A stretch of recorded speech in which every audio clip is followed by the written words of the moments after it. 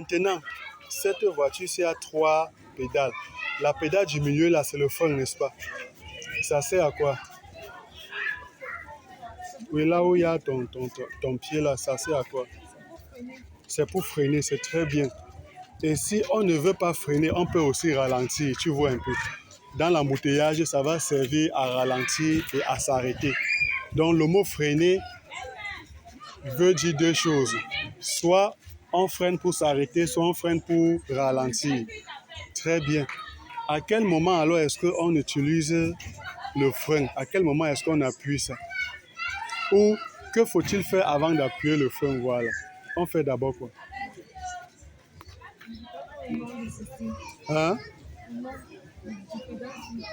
Oui, oui, on appuie d'abord l'embrayage à fond. Appuie un peu ça à fond. Moi, je vois. Très bien. Tu as vu, la voiture a bougé. Présentement, elle est en vitesse. On appelle ça le frein moteur.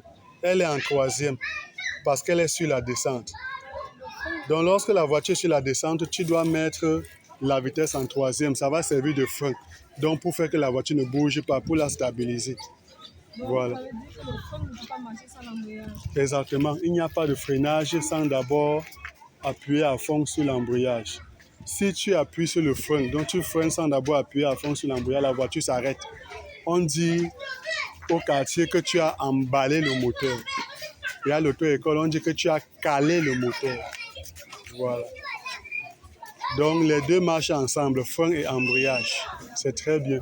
Soit tu freines brusquement à cause du danger qui est devant nous, donc de l'obstacle, soit tu freines progressivement. Donc ça dépend de la raison pour laquelle tu freines, n'est-ce pas?